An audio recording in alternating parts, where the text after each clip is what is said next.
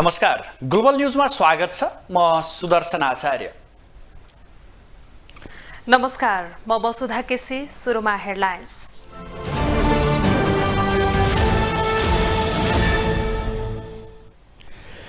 गृहमन्त्री लामिछानेको रिटमा अन्तरिम आदेश दिन सर्वोच्चबाट अस्वीकार। माघ 11 गते दुवै पक्षलाई बोलाइयो।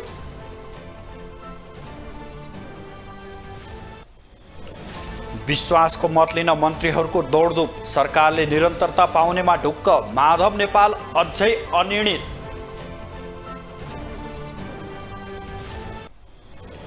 काङ्ग्रेस सभापति देउबाको सक्रियता फेरि बढ्यो। सरकारलाई विश्वासको मत दिनबाट रोक्न साना दललाई फकाउँदै। सरकारको न्यूनतम साझा कार्यक्रम तयार। कार्यदलले भोलि शीर्ष नेताको संयन्त्रमा प्रस्तुत गर्ने।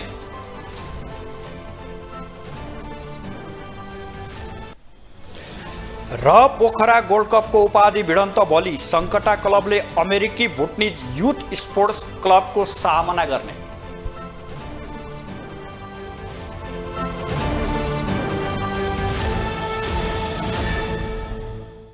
सर्वोच्च अदालतले गृहमन्त्री रवि लामिछानेको सांसद पद खारेज गर्न माग गर्दै परेको रिटमा अन्तरिम आदेश दिन अस्वीकार गरेको छ।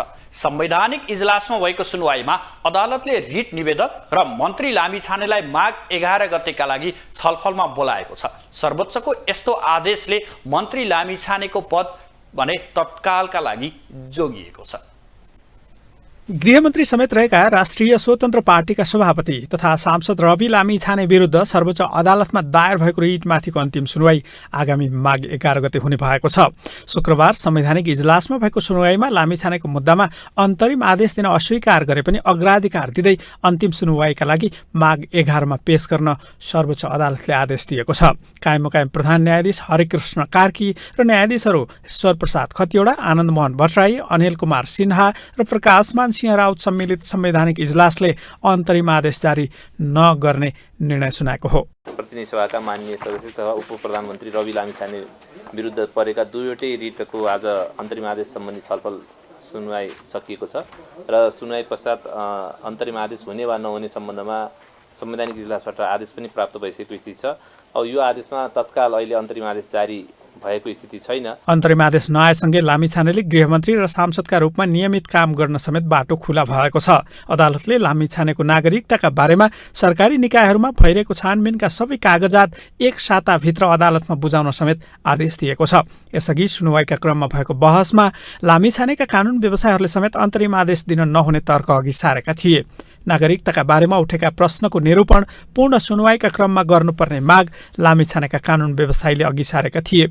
अदालतले समेत आगामी माघ 11 गतेका लागि मिति तोक्दै कुनै पनि बहानामा पेशी स्थगित नगर्न आदेश दिएको छ। यो आदेश पश्चात सबै कागजातहरू, मिसिलहरू जहाँ अध्ययन अनुसन्धान यो विषयमा चाहिँ भएका सबै कुराहरू चाहिँ यथाशीघ्र झिकाइ 7 दिनभित्र झिकाइ संलग्न गरी पेश गर्नु र यो मुद्दा सुनवाईका बेलामा स्थगित नहुने सूचना निवेदक तथा विपक्षीलाई जानकारी गराई त्यसको पेशी चढाउनु भन्ने खालको पनि आदेश भएको कुरा म निवेदन गर्न चाहन्छु। लामिछानेले 2075 साल असार 6 गते अध्यागमन विभागमा आफूले अमेरिकी नागरिकता त्यागेको जानकारी गराएको भए पनि पुनः नेपाली नागरिकता प्राप्त गर्ने प्रक्रिया पूरा नगरेकाले उनको सांसद पद अयोग्य हुने भन्दै सर्वोच्चमा रिट दायर भएको थियो। मङ्सिर 9 गते चितवन निर्वाचन क्षेत्र नम्बर 2 बाट प्रतिनिधि सभा सदस्यमा निर्वाचित लामिछाने पुस 11 गते उपप्रधान तथा गृहमन्त्रीमा नियुक्त भएका थिए। ग्लोबल टेलिभिजनका लागि क्यामेरामा सञ्जय खड्काका साथमा अमृत राज काफले, काठमाडौँ। उपप्रधान तथा अर्थमन्त्री विष्णुप्रसाद पौडेलले सरकारले संसदमा विश्वासको मत प्राप्त गरेसँगै मन्त्री परिषदले पूर्णता पाउने बताउनु भएको छ।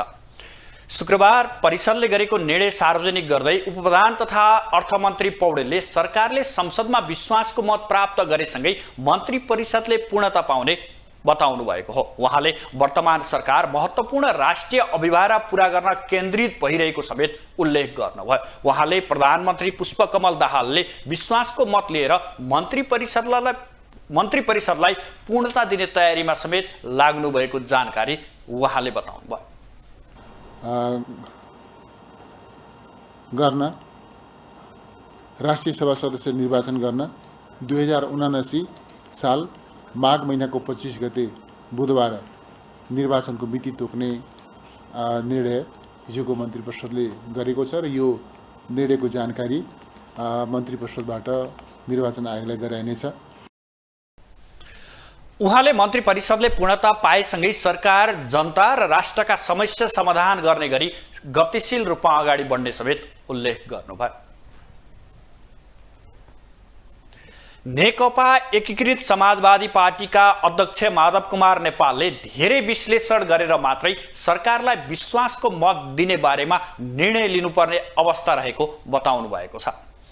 सरकार कुन ढङ्गले अगाडि बढ्छ त्यसलाई हेरेर मात्रै उसलाई विश्वासको मत दिने बारेमा निर्णय लिन सकिने अध्यक्ष नेपालको भनाइ थियो। सर्वदलीय बैठकपछि आज संसद भवन परिसरमा सञ्चारकर्मीहरूले राखेको जिज्ञासाको जवाफ दिने क्रममा उहाँले व्यक्तिगत रूपमा आफू प्रधानमन्त्री पुष्पकमल दाहालप्रति सकारात्मक रहेको धारणा समेत राख्नुभयो। स्वरूपको विश्लेषण गर्नेछौँ। व्यक्तिगत रूपमा प्रचण्डजी प्रति मेरो पोजिटिभ नै धारणा छ। जसमा सरकार कुन ढङ्गले अगाडि बढ्छ त्यो हेरिकन हामी ढुङ्गो। अध्यक्ष नेपालले एमालेसँग एकता गर्ने विषयमा ठोस प्रस्ताव नआएको पनि स्पष्ट पार्नुभयो। अनिच्छुक पार्टीसँग मात्रै आफ्नो पार्टीले हातेमालो गर्दै जाने नीति लिएको समेत उहाँको भनाइ थियो। अध्यक्ष नेपालले उपेन्द्र यादव नेतृत्वको जनता समाजवादी पार्टीसँग भने एकताका लागि तत्काल वार्ता प्रक्रिया सुरु गर्ने समेत बताउनुभयो। राष्ट्रव्यापी अभियान लिएर अगाडि बढ्छौँ। हाम्रो फोकस भनेको चाहिँ अब जनताका इस्युहरू, राष्ट्रका इस्युहरू उठान गर्ने कुरामा केन्द्रित हुनेछ। अध्यक्ष नेपालले पार्टीलाई सुदृढ र विस्तार गर्दै जनताको इस्युलाई उठान गरेर अगाडि बढ्ने काममा आफ्नो पार्टीको ध्यान जाने पटक पटक दोहोर्याउनु भयो। नेपाली कांग्रेसका प्रमुख सचेतक रमेश लेखकले राष्ट्रिय प्रजातन्त्र पार्टी राप्रपालाई आफ्नो पार्टीले प्रधानमन्त्रीका लागि प्रस्ताव नगरेको बताउनु भएको छ। शुक्रबार नयाँ बानेश्वर स्थित संसद भवन परिसरमा सञ्चारकर्मीहरूले राखेका जिज्ञासाको जवाफ दिने क्रममा प्रमुख सचेतक लेखकले प्रधानमन्त्रीमा राप्रपालाई आफ्नो पार्टीले प्रस्ताव नगरेको प्रस्ट्याउनु भएको हो। उहाँले आफ्नो पार्टी एमाले माओवादी केन्द्र सहितको सत्ता समीकरणलाई भत्काएर नयाँ समीकरण बनाउने काममा नलागेको पनि पटक पटक दोहोर्याउनु भयो। उहाँले प्रधानमन्त्री पुष्पकमल दाहाललाई विश्वासको मत दिने भन्ने कुरा यही पुस 26 गते बिहान बस्ने पार्टी संसदीय दलको बैठकले निर्णय गर्ने समेत उहाँले बताउनु भयो। संसदीय दलको बैठक छ, त्यसपछि हामी 26 गते बिहान फेरि पुनः संसदीय दलको बैठक गर्छौँ र सरकारको विश्वासको प्रस्तावमा हाम्रो दलको धारणा हामी 26 गतेका बिहान सार्वजनिक गर्छौँ संसदीय दलको बैठक गरेर। अहिलेलाई यहाँले भन्नुभएको जस्तो गठबन्धन भत्काउने, नयाँ गठबन्धन बनाउने कुरा छैन। अहिले हामी हाम्रो आन्तरिक तयारीमा छौँ। प्रधानमन्त्री प्रचण्डले विश्वासको मत लिने पत्र आफ्नो दलमा आएको भए पनि त्यसका लागि आन्तरिक छलफल सुरु गरिएको लेखकको भनाइ छ।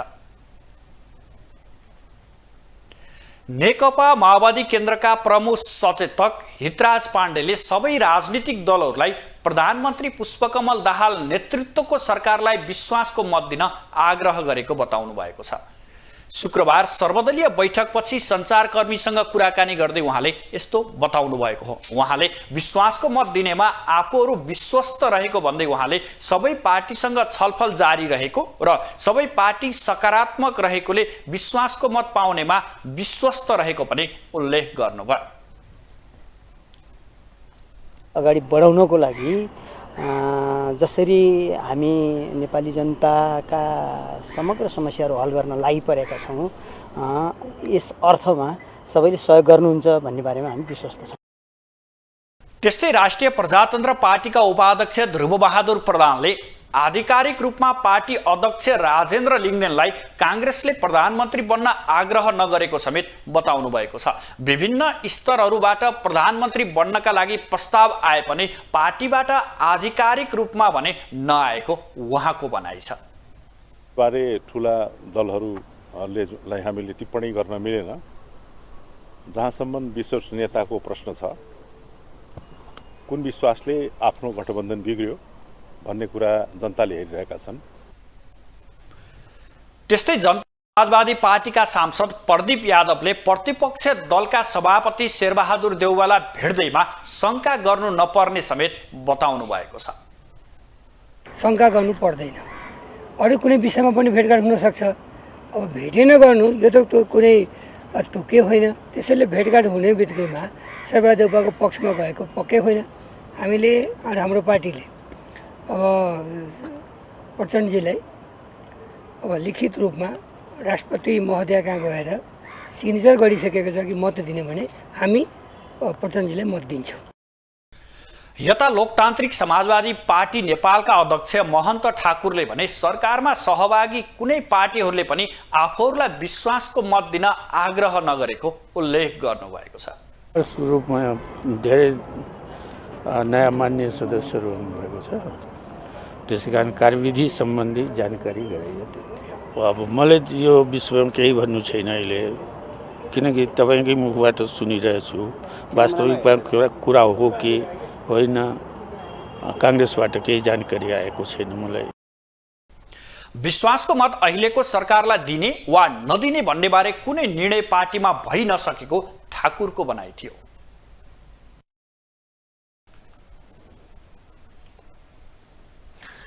पुस 25 गते बस्ने प्रतिनिधि सभाको पहिलो बैठक सञ्चालन बारेमा दलहरूबीच छलफल भएको छ।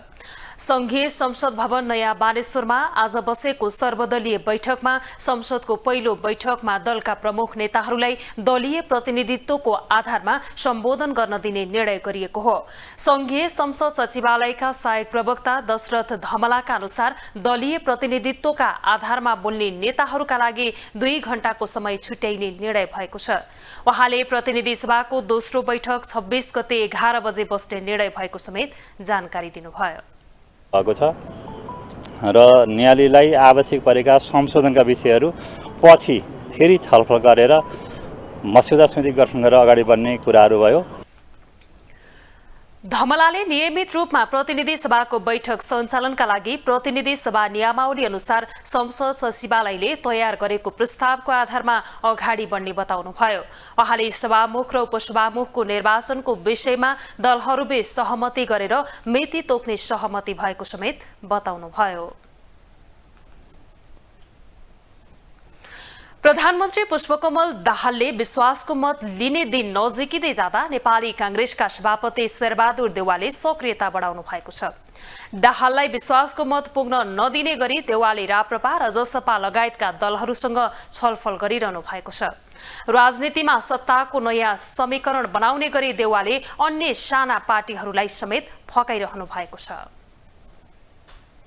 नेकपा एमाले, राष्ट्रिय स्वतन्त्र पार्टी रासोपा र राष्ट्रिय प्रजातन्त्र पार्टी राप्रपा सहितका 7 दलको समर्थनमा प्रधानमन्त्रीमा नियुक्त भएका नेकपा माओवादी केन्द्रका अध्यक्ष पुष्पकमल दाहालले पुस 26 गते संसदमा विश्वासको मत लिँदैछन्। दाहालले विश्वासको मत लिने समय नजिकिँदै जाँदा यता नेपाली कांग्रेसका सभापति शेरबहादुर देउवाले भने राजनीतिक सक्रियता बढाएका छन्। बहुमत पुग्न नदिने रणनीति सहित प्रधानमन्त्री दाहाल विरुद्ध मोर्चाबन्दी कसेका देउवाले सरकारलाई समर्थन गरेका तर सरकारमा सहभागी नभएका राप्रपा र जसपा सहितका दलहरूलाई फकाइरहेका छन्। प्रधानमन्त्रीबाट हटेपछि बालुवाटारको सरकारी निवासबाट धुम्बाराही स्थित भाडाको घरमा सरेका देउवा केही समय यता मौन थिए। भुइँको टिप्दा पोल्टाको समेत गुमाएको भन्दै पार्टीभित्रै आलोचित भइरहेका देउवाले अन्ततः प्रचण्डको सरकार ढलाउने रणनीति बनाएर राजनीतिक सक्रियता बढाएका हुन्। एमाले माओवादी सहितको सत्ता गठबन्धन भत्काउन देउवाले सत्ता गठबन्धनमै रहेको दल राप्रपाका अध्यक्ष राजेन्द्र लिङदेनलाई प्रधानमन्त्री बनाउने गरी प्रस्ताव गरेको खबर बाहिरिएको छ। देउवाबाट प्रधानमन्त्रीको प्रस्ताव आएको भन्दै स्वयं राप्रपाका शीर्ष नेताहरू गहन छलफलमा जुटेका छन्। असम्भव भन्ने कुरा त कुनै कुरै हुँदैन नि। तपाईँले अहिलेको गठबन्धन टुटेर माओवादीको पार्टी सिधा आएर चाहिँ एमालेसँग मिल्न आउनु आउनु भनेको चञ्चलो कुरो त होइन। तपाईँ यो चुनाव सिद्धिएपछि पनि तपाईँले यो सम्भव लागेको थियो र सम्भवै थिएन त्यो कुरा। त्यस कारण असम्भव भन्ने चिजै केही छैन है। हामीले भन्ने गर्छ भने मूर्खको डिसिसन मात्रै असम्भव पाउँछ भने जस्तै अब यो असम्भव भन्ने कुरै छैन होइन, जे पनि सम्भव हुन्छ। देउवाले सरकारमा जान अलमल गरिरहेको जनता समाजवादी पार्टीसँगको छलफललाई समेत तीव्र बनाएका छन्। देउवाले बिहिबार जसपा अध्यक्ष उपेन्द्र यादवलाई घरमै बोलाएर भेटेका थिए। भेटका क्रममा देउवा र यादवका बीच नयाँ सत्ता समीकरणका विषयमा छलफल भएको बताइएको छ। तर जसपाका नेता प्रदीप यादव भने देउवासँगको भेट सामान्य भएको बताउँछन्। भेटघाट हुने बित्तिकैमा शेरबहादुर देउवाको पक्षमा गएको पक्कै होइन। हामीले हाम्रो पार्टीले अब प्रचण्डजीलाई अब लिखित रूपमा राष्ट्रपति महोदय कहाँ गएर सिग्नेचर गरिसकेको छ कि मत दिने भने हामी प्रचण्डजीलाई मत दिन्छौँ। कांग्रेससँगको गठबन्धन तोडेर एमाले समेतको सहयोगमा प्रधानमन्त्री बनेपछि प्रचण्डसँग असन्तुष्ट रहेका देउवाले राजनीतिक सक्रियता बढाएपछि राजनीतिक वृत्तमा विभिन्न अड्कलबाजीहरू समेत सुरु भएका छन्। ग्लोबल टेलिभिजनका लागि क्यामेरामा विजय ठकुराठीका साथमा कैलाश कठायत, काठमाडौँ। न्यूनतम साझा कार्यक्रम मस्यौदा कार्यदलले न्यूनतम साझा कार्यक्रम तयार भएको बताएको छ। शुक्रबार सिंहदरबार स्थित अर्थ मन्त्रालयमा बसेको सरकारको न्यूनतम साझा कार्यक्रम मस्यौदा कार्यदलको बैठकले सरकारका न्यूनतम साझा कार्यक्रम तयार भएको जनाएको हो। बैठकपछि संचारकर्मीसँग कुरा गर्दै कार्यदलका सदस्य एवं राष्ट्रिय स्वतन्त्र पार्टीका प्रवक्ता मुकुल ढकालले आजको बैठकले आफ्नो प्रतिवेदनलाई पूर्णता दिएको भन्दै भोलि शीर्ष नेताहरूको संयन्त्रमा सरकारका न्यूनतम साझा कार्यक्रम प्रस्तुत गर्ने बताउनुभयो। उहाँले न्यूनतम साझा कार्यक्रम जनताको डेलिभरीको पक्षमा रहेको र परिवर्तनको आभास हुने गरी न्यूनतम साझा कार्यक्रम आएको दावी गर्नुभयो। परिवर्तनको आभास गर्ने गरी कुराहरू समेटिएका छ।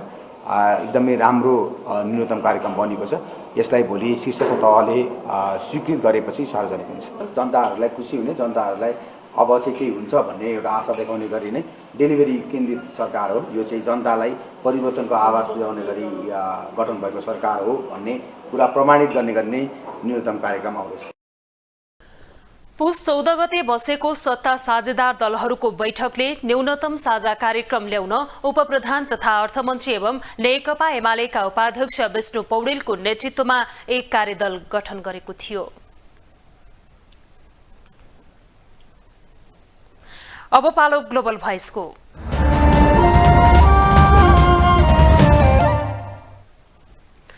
सरकारले चाँडै नै न्यूनतम साझा कार्यक्रम सार्वजनिक गर्दैछ। सरकारको कार्यक्रम कस्तो होला भन्ने चासो आम जनमासमा रहेको छ। यसै सन्दर्भमा ग्लोबल भोइसमा आज हामीले सर्वसाधारणलाई सोधेका छौं, सरकारको प्राथमिकता के हुनुपर्छ? सरकारका प्राथमिकता भनेको देश र जनताका लागि अब महँगी बढेको छ, भ्रष्टाचार बढेको छ, अब मूल्यवृद्धि दिन प्रतिदिन भइरहेछ, मान्छेको आय स्रोत बढेको छैन, मान्छेले चाहिँ सुशासन पाउनु पर्यो, सस्तो पाउनु पर्यो, भ्रष्टाचार अब सबै कुरा बिचौलिया छ, बिचौलिया हट्न पर्यो। हामी अब महिलाहरूको लागि अब न्याय पाउनु पर्यो होइन, अनि अब मूल्यवृद्धि हुनु भएन, अब सहुलियत पाउनु पर्यो। पहिलाको सरकार त छँदै थियो, अहिलेको सरकारले अब वृद्धि बढाउनु भएन होइन, त्यस्तै हो। अब सबभन्दा महँगी बढाउनु भएन, तल बढेको छ, महँगी नि सँगसँगै बढेको छ, त्यसको त केही अर्थ भएन होइन। अब अहिलेका युवाहरूले चाहिँ अब राम्रो काम गर्दै जानु पर्यो, त्यही हो। अहिलेको आर्थिक अवस्था छ नि, दयनीय अवस्था, सरकारले त्यसलाई ध्यान दिनुपर्छ र देशमा एकदम व्यथिति बढेको छ, भ्रष्टाचार मौलाएको छ, त्यसलाई चाहिँ नियन्त्रणमा ल्याउनुपर्छ र जनता जुन दैनिक रूपमा महँगीको मारमा परेका छन् त्यो महँगीलाई पनि सरकारले प्राथमिकता राख्नुपर्दछ। जनताको अब चाहिँ चुलोमा आगो बोल्ने जुन वातावरण सरकारले सिर्जना गर्नुपर्दछ। जनताको गाँसबास शिक्षा र उसको चाहिँ तपाईँको हिँड्न पाउने डुल्न पाउने अधिकारप्रति एकदम सरकार चाहिँ गम्भीर रहनु पर्यो। र अब अहिलेको साधारणतया भन्ने हो भने जनतालाई चाहिँ सुरक्षाको विषय भनेको के हो भने अहिलेको महँगाई अब जो अहिलेको अव्यवस्था छ चाहिँ फाइनेन्सियल हिसाबमा पनि तपाईँको ब्याङ्कप्रतिको असहजता, यातायातमा असहजता, खानपिन उठबसमा जस्ता सबै यो कुरालाई मिलाएर जान सक्नुपर्ने वातावरण हुन्छ लाग्छ मलाई। रोजगार दिनुपर्छ सकेसम्म। आम जनताहरू गरिबी छन्, गरिबी उन्मुख हुनुको लागि गरिबी निवारणतिर ध्यान दिनुपर्छ। जनताले चाहेको के छ भने आफूले राज्यका तर्फबाट पाउनुपर्ने सेवा सुविधाहरू बिना झन्झट कुनै बाह्य बिचौलिया वा तेस्रो पक्ष नलगाइकन सहज रूपमा पाइयोस्, कालाबजारी महँगी नियन्त्रण होस्, विकास निर्माण एकदम परिपक्व होस्, भ्रष्टाचार नहोस् र दिगो विकास होस्। टालटोली विकास होइन कि 6 महिनामा बिग्रिने, अलिकति स्थायी खालको विकास होस् र रोजगारीका लागि सुरुवात गरियोस् र शिक्षा, स्वास्थ्य जस्ता आधारभूत कुराहरूमा जति महँगो भएको छ अहिले, शिक्षा अति महँगो छ, बिरामी भएपछि घरबारै बेच्नुपर्ने अवस्था छ, यी कुराहरूको अन्त्यका लागि सुरुवात गरोस्। प्रधानमन्त्री पुष्पकमल दाहाल प्रचण्डले विभिन्न मन्त्रालयका सचिवहरूलाई 30 बुँदे निर्देशन दिए पनि त्यसको कार्यान्वयनको पक्षमा भने कर्मचारीहरू देखिएका छैनन्। सोमबार र मङ्गलबार सचिवहरूसँग छलफल पश्चात 1 महिनाभित्र समस्या समाधान गर्न प्रधानमन्त्री दाहालले दिएको निर्देशनलाई कार्यान्वयन गर्नेमा कर्मचारी तन्त्रमा कुनै छाटकाट नै नदेखिएको हो। प्रधानमन्त्री पुष्पकमल दाहाल प्रचण्डले विभिन्न मन्त्रालयका सचिवहरूसँग छलफल गरेर दिएको 30 बुँदे निर्देशन कार्यान्वयनमा कुनै संकेत देखिएको छैन। सोमबार र मङ्गलबार मन्त्रालयमा नै बोलाएर प्रधानमन्त्री प्रचण्डले दिएको निर्देशन कार्यान्वयन गर्न कर्मचारी संयन्त्रले तदारुकता नदेखाएको हो। खास गरी शिक्षा, स्वास्थ्य, यातायात जस्ता आधारभूत सेवा, राहदानी, सवारी चालक अनुमति पत्र, राष्ट्रिय परिचय पत्र वितरण तथा मालपोत कर बुझाउने जस्ता सेवा लिँदा सर्वसाधारणले शास्ति बेहोर्नु परिरहेको उल्लेख गर्दै यसको समाधान गर्न निर्देशन दिए पनि त्यसको छनक कतै देखिएको छैन। 1 महिनाभित्र सबै समस्या समाधान गर्नुपर्ने र सेवा सुधार नभए जिम्मेवार पदाधिकारी कारबाहीमा पर्ने प्रधानमन्त्रीले चेतावनी समेत दिएका छन्। तर त्यसको कार्यान्वयन सम्बन्धित मन्त्रालयमा देखिएको छैन। 30 बुँदे निर्देशन कार्यान्वयनका लागि कसले, कसरी, कहिले र के काम गर्ने प्रष्ट मार्ग निर्देशन सहितको खाका पनि नभएका कारण कर्मचारीमा अलमल देखिएको हो। अर्कोतर्फ सबै मन्त्रालय र विभागीय प्रमुखले प्रधानमन्त्री कार्यालयमा पेश गर्नुपर्ने बताए पनि त्यसको पनि कुनै तयारी गरिएको देखिएको छैन। यसरी हेर्दा प्रधानमन्त्रीले निर्देशन दिने र कर्मचारीले काम नगर्ने पुरानै परिपाटी देखिएको छ। उता पूर्व सचिव श्याम मैनाली जुनसुकै सरकार परिवर्तन हुँदा निर्देशन तालिका जस्तो भएको भन्दै निर्देशनको कार्यान्वयन हुन सके धेरै राम्रो हुने र सुशासन आउने बताउँछन्। प्रधानमन्त्रीले भावनामा बगेर निर्देशन दिँदा क्षणिक रूपमा सकारात्मक सन्देश जाने तर दीर्घकालीन नहुने बताउँछन्। प्रधानमन्त्रीले दिएको निर्देशन 20% पनि कार्यान्वयन नहुने उनको भनाइ छ। तर लङ टर्मको हिसाबमा यो कार्यान्वयनमा मलाई लाग्छ अब 20% पनि कार्यान्वयनमा आउन गाह्रो छ हाम्रो अहिलेको परिवेशमा। त्यसमा धेरै कुराहरू के हुन्छ भनेदेखि कर्मचारीलाई काम गर्नको लागि चाहिँ लिगल प्रोभिजनहरू हुन्छ, संविधान हुन्छ, अनिखेरि चाहिँ डाइरेक्टिभ्स हुन्छ, क्याबिनेटको निर्देशिकाहरू बेला बेलामा जारी निर्देशनहरू हुन्छ र प्रक्रियागत कुराहरू हुन्छ। यो सबै कुराहरूसँग तालमेल खानी गरेर मात्रै कर्मचारी मुभ हुन सक्छ। त्यो हिसाबले ती सबै कुराहरूलाई चाहिँ फेसिलिटेट गरिदिने काम पनि फेरि सम्माननीय प्रधानमन्त्रीकै हो। त्यो वातावरण पहिला उहाँले क्रिएट गर्नु पर्थ्यो र प्रब्लम कहाँ छ भन्ने कुरामा पहिला होमवर्क नमिकन उहाँले दिएको निर्देशनै भावनामै सीमित रहन्छ भन्ने चाहिँ मेरो चाहिँ निर्गोल छ। यता सरकारले दिएको निर्देशन मुख्य सचिव र सचिवहरूले पालना गर्नुपर्ने पूर्व सचिव गोपीनाथ मैनालीको भनाइ छ। उनले जनताले पाउने सेवा सुविधामा तत्कालै सुधार गर्नुपर्ने समेत बताए।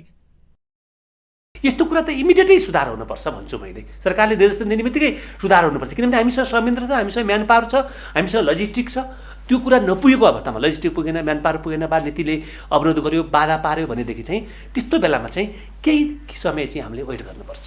संसदको तेस्रो ठूलो दलबाट प्रधानमन्त्री बन्न पुगेका प्रचण्ड र उनले दिएको निर्देशनात्मक आदेश कर्मचारीले कसरी कार्यान्वयन गर्ने हुन् भन्ने हेर्न बाँकी छ। खास गरी कर्मचारी तन्त्रले असहयोग गरेको भन्दै बेला बेलामा उठ्ने प्रश्नलाई पनि चिर्न पनि प्रधानमन्त्री प्रचण्डलाई चुनौती देखिन्छ।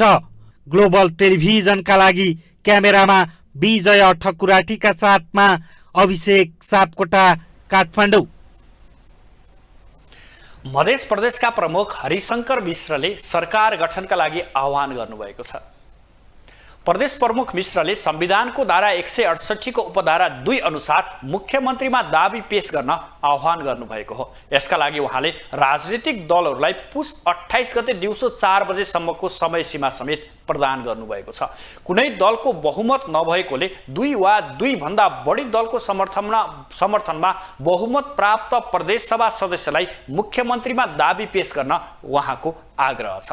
107 सदस्य मध्य प्रदेश सभामा नेकपा एमालेका 23, नेपाली कांग्रेसका 22, जसपाका 16 र जनमतका 13 सांसद छन् भने माओवादी केन्द्र र लोसपाका 9, एकीकृत समाजवादीका 7, नागरिक उन्मुक्ति पार्टी राप्रपा र नेपाल संघीय समाजवादीका 1 का साथै अन्य 5 जना स्वतन्त्र सांसद रहेका छन्।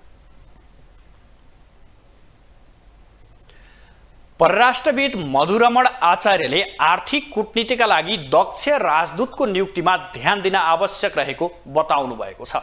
राष्ट्रिय सभा अन्तर्गतको राष्ट्रिय सरोकार तथा समन्वय समिति बैठकमा पूर्व परराष्ट्र सचिव समेत रहनुभएका आचार्यले मुलुकको आर्थिक कूटनीतिलाई अगाडि बढाउन सरकारले दक्ष राजदूत नियुक्तिमा ध्यान दिनुपर्ने बताउनु भएको हो। आर्थिक र कूटनीतिक दुवै थाहा नभएकालाई सरकारले राजदूत बनाएर पठाएका कारण मुलुकको आर्थिक कूटनीतिक फलदायी हुन नसकेको पनि उहाँले प्रश्न पार्नुभयो।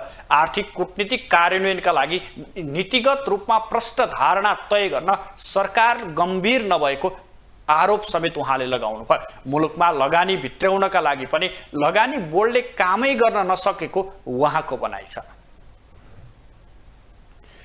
आर्थिक कूटनीतिका लागि निजी क्षेत्रको नेतृत्वदायी भूमिका स्थापित गराउन पनि आवश्यक रहेको परराष्ट्रविद आचार्यको भनाइ छ।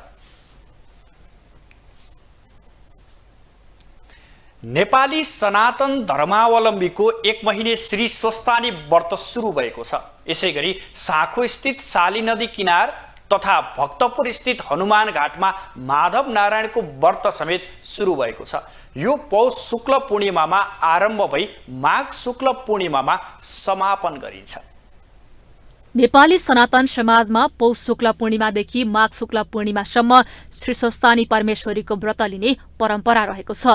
विधिपूर्वक व्रत बस्नेले दिनहु बिहान सबेरै स्नान गरी मध्याह्न समयमा देवादेवी महादेव र श्री स्वस्थानी परमेश्वरीको पूजा आराधना गर्ने गर्दछन्। यही विधिले महिनाभर पूजा अर्चना गरी माघ शुक्ल पूर्णिमामा विशेष अनुष्ठान गरी व्रत समापन गर्ने परम्परा रहेको छ। स्वस्थानी भन्नाले आफ्नो स्थानमा अडिग रहने देवी भन्ने बुझिन्छ। आफ्नो कर्तव्य बुझेर सो स्थानमा अडिग रहन मानिसलाई स्वस्थानी देवीले प्रेरणा दिने विश्वास गरिन्छ। यो स्वस्थानी व्रत कथा अथवा भनौँ अरू कुनै पनि व्रतको कुराहरू चाहिँ हाम्रो मानसिक अवस्थासँग सम्बन्धित हुन्छ हैन। शारीरिक क्षमतावान मान्छेहरूले नै हो अहिले चाहिँ अब यो चिसो मौसममा नदीमा गएर हैन जलप्रवाहमा स्नान गर्ने भन्ने कुरा बाल वृद्ध र रोगीको निमित्त चाहिँ त्यो गर्न पर्दैन, गर्न हुँदैन भन्ने मान्यता छ शास्त्रमा। जो युवक छन्, भर्खरका छन्, उमेरका छन्, बलिया छन्, निरोगी छन्, उनीहरूले चाहिँ त्यसरी स्नान गर्दाखेरि उनीहरूको शारीरिक क्षमता जुन रोग प्रतिरोधात्मक क्षमता हो त्यसमा वृद्धि भएर जान्छ। श्री स्वस्थानीको व्रत विधिपूर्वक नबस्नेले पनि बिहान वा साँझ स्वस्थानी व्रत कथा पढ्ने वा सुन्ने गर्दछन्। 31 अध्यायको व्रत कथा दिनको 1 अध्याय वाचन गर्ने परम्परा रहेको छ। समाजलाई दिशानिर्देशन गर्न अहिले पनि स्वस्थानी व्रत कथाको सान्दर्भिकता रहेको पुराणका ज्ञाता बताउँछन्। विभिन्न स्वस्थानीका पात्रहरूले सत्कर्म गरेको सत्फल प्राप्त गरेको र असत् कर्म गर्दा असत् फल प्राप्त गरेको कुराहरूको पनि वर्णन भएको कारणले गर्दाखेरि आज पनि मान्छेहरूलाई सत्कर्म गर्नुपर्छ, असत् कर्म गर्नु हुँदैन, सत्कर्म गर्दा हामीलाई कल्याण हुन्छ, त्यसको परिणाम पनि सत् हुन्छ, राम्रो हुन्छ र असत् कार्य गर्दा गलत कामहरू गर्दाखेरि हामीलाई त्यसको परिणाम पनि नराम्रो हुन्छ र त्यो नकारात्मक कुराहरू हामीले भोग्नुपर्छ भन्ने खालको सन्देश दिने खालको पनि यो कथा भएको कारणले गर्दा यसको महत्त्व भएको हो। श्री स्वस्तानीको व्रत अवधिभर पशुपति क्षेत्र स्थित गुहेश्वरी गौरीघाट र किरातेश्वर तथा गोकर्ण स्थित गोकर्णेश्वर महादेवको दर्शन गर्ने परम्परा रहेको छ। व्रतालुहरू स्वस्तानी व्रत कथामा उल्लेख साँखु स्थित साली नदी पुगेर स्नान पनि गर्ने गर्दछन्। साँखुको साली नदी र भक्तपुर स्थित हनुमान घाटमा 1 महिने माधव नारायणको व्रत समेत चल्ने गर्दछ। ग्लोबल टेलिभिजनका लागि क्यामेरामा नरेश मोक्तानका साथमा सुनिता बाँसकोटाको रिपोर्ट। अब इकोनोमिक न्यूज।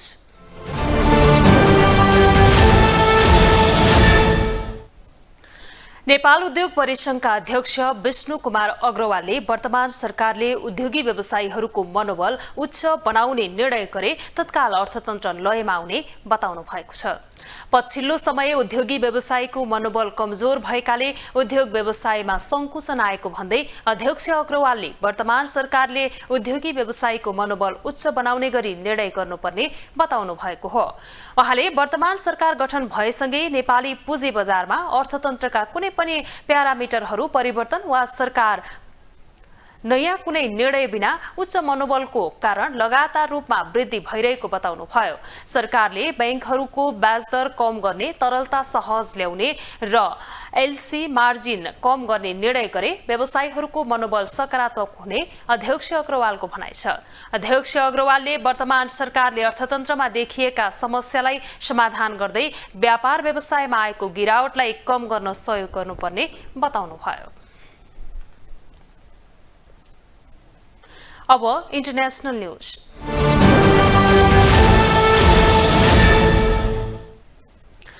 म्यानमारको सैन्य सरकारले 7012 जना कैदीहरूलाई रिहा गर्ने भएको छ। देशको 75औं स्वतन्त्रता दिवसको अवसरमा 7012 कैदीलाई रिहा गर्ने भएको राज्य प्रसारक एमआरटीभीले रिपोर्टमा उल्लेख गरेको छ।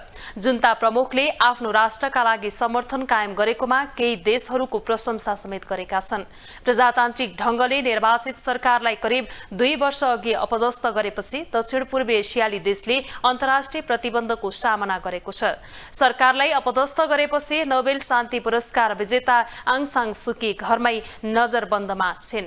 आलोचना र आक्रमण बीचमा सकारात्मक रूपमा सहयोग गरेको वरिष्ठ जनरल मिन आङ ह्विङले बताएका छन्। सुकीलाई नेपितापको जेलमा राखिएको छ र सेनाले उनीमाथि स्वतन्त्र अदालतबाट उचित सुनुवाई गरेको दावी गरेको छ। रुसी राष्ट्रपति भ्लादिमिर पुटिनले शुक्रबारदेखि लागू हुने गरी 36 घण्टाका लागि युद्धविरामको घोषणा गरेका छन्।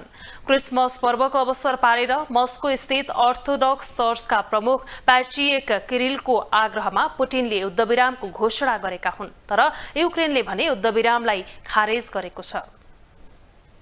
रुसले युक्रेनमाथि आक्रमण सुरु गरेको 10 महिनापछि पहिलो पटक क्षणिक युद्धविरामको घोषणा गरेको छ।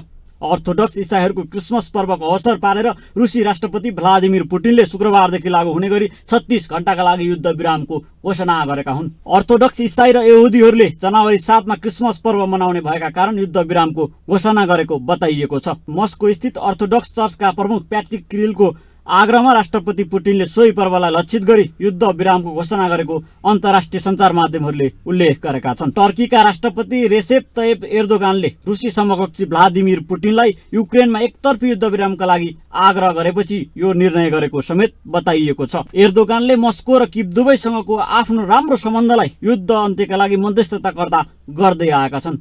यस विषयमा उनले युक्रेन राष्ट्रपति भ्लोदिमिर जेलेन्स्कीसँग पनि वार्ता गर्ने जनाइएको छ। टर्कीले 2 चरणको शान्ति वार्ताको मध्यस्थता गर्दै संयुक्त राष्ट्रसङ्घको मध्यस्थतामा ब्ल्याक सी हुँदै खाद्यान्न आपूर्तिलाई सहज बनाउने सम्झौता गर्न दुवै पक्षलाई सहयोग गरेको थियो। एर्दोगानले रुसमाथि पश्चिमा प्रतिबन्धमा सामेल हुन अस्वीकार गरेर युद्धको समयमा द्विपक्षीय व्यापार बढाउन अस्वीकार गरेर पुटिनसँग राम्रो सम्बन्ध कायम राख्न सफल भएका छन्। रुसले 36 घण्टे युद्ध विरामको आह्वान गरे पनि यता युक्रेनले भने रुसले आफ्ना सैनिकलाई व्यवस्थित गरी अगाडि बढाउन समय खोजेको भन्दै रुसी युद्धविरामलाई खारेज गरेको छ। युक्रेनी राष्ट्रपतिका सल्लाहकार माइखेलो पाडोल्याकले कब्जा गरेको युक्रेनी भूमि छाडेर रुसी सेना फिर्ता नभएसम्म कुनै पनि अस्थायी युद्धविराम नहुने बताएका छन्। ग्लोबल टेलिभिजनको लागि एजेन्सीको सहयोगमा विशाल पुरीको रिपोर्ट। अब स्पोर्ट्स न्यूज।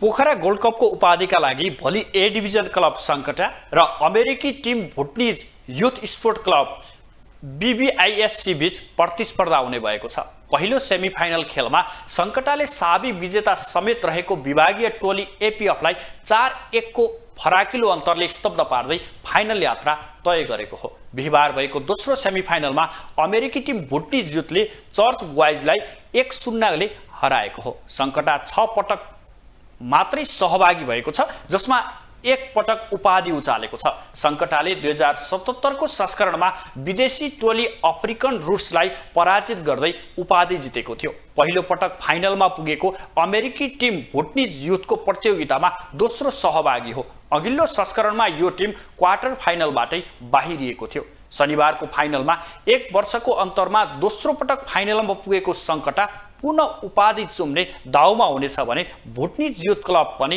प्रतियोगिता जित हासिल गरेर उपाधि जित्ने पहिलो विदेशी टिम बन्ने लक्ष्यमा छ। उपाधि विजेताले 12 लाख र उपविजेताले 6 लाख पुरस्कार पाउने व्यवस्था छ।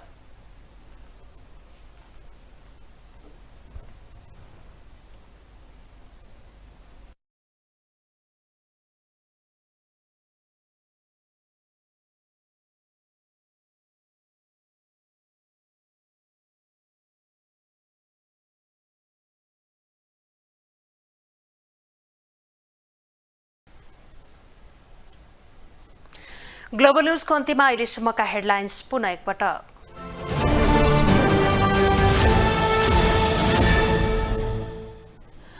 गृहमन्त्री लामिछानेको रिटमा अन्तरिम आदेश दिन सर्वोच्चबाट स्वीकार। माघ 11 गते दुवै पक्षलाई बोलाइयो।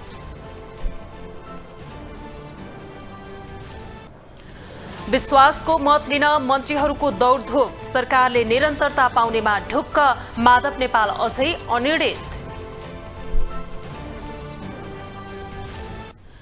कांग्रेस सभापति देउवाको सक्रियता फेरि बढ्यो। सरकारलाई विश्वासको मत दिनबाट रोक्न साना दललाई फकाउँदै।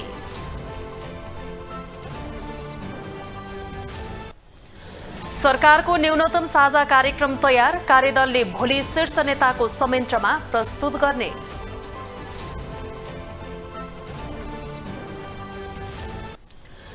र पोखरा गोल्ड कपमा उपाधि भिडन्त भोलि सङ्कटा क्लबले अमेरिकी भुटनिज युथ स्पोर्टको सामना गर्ने।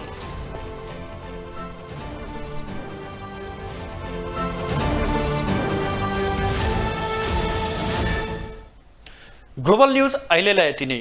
ग्लोबल टेलिभिजन तपाईँ फेसबुक र युट्युबमा पनि प्रत्यक्ष हेर्न सक्नुहुनेछ। ग्लोबल टेलिभिजन हेर्दै रहनुहोला। नमस्कार।